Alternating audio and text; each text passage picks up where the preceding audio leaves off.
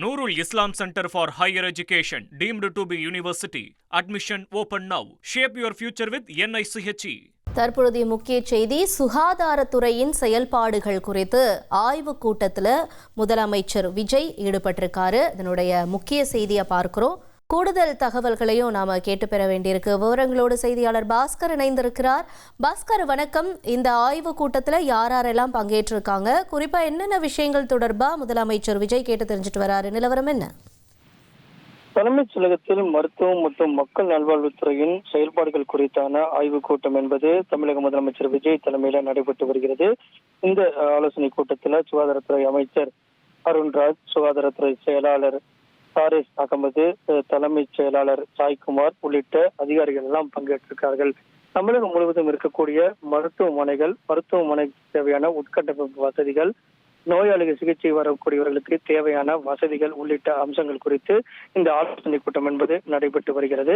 ஏற்கனவே சுகாதாரத்துறை அமைச்சர் அருண் தலைமையில ஏற்கனவே ஆலோசனை கூட்டம் நடத்தப்பட்டது. அதிகாரிகளோடு ஆலோசனை கூட்டம் என்பது நடத்தப்பட்டு அதன் அடிப்படையில அறிக்கைகள் எல்லாம் தயார் செய்யப்பட்டது.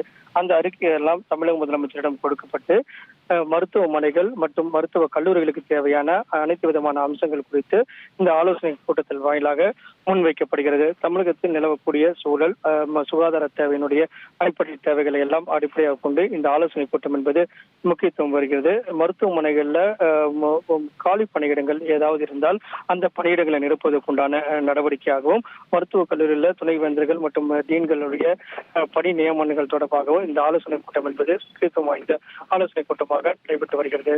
சட்டமன்ற உறுப்பினர்கள் எல்லாம் மருத்துவமனைக்கு சென்று கலாய்வு மேற்கொள்ளும் போது பல்வேறு விதமான தொடர் புகார்கள் அதாவது தமிழக வெற்றி கழகத்தினுடைய சட்டமன்ற உறுப்பினர்கள் மற்ற சட்டமன்ற உறுப்பினர்களிடம் தொடர் புகார்கள் கொடுத்த வண்ணம் இருக்கிறார்கள்.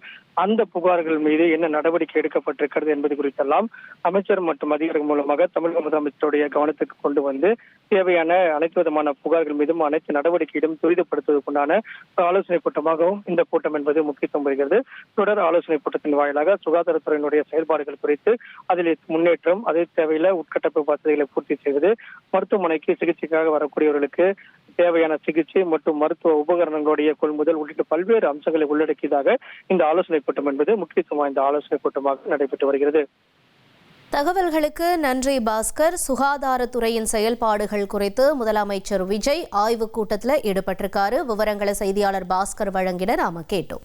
Nurul Islam Center for Higher Education, deemed to be university. Admission open now. Shape your future with NICHE.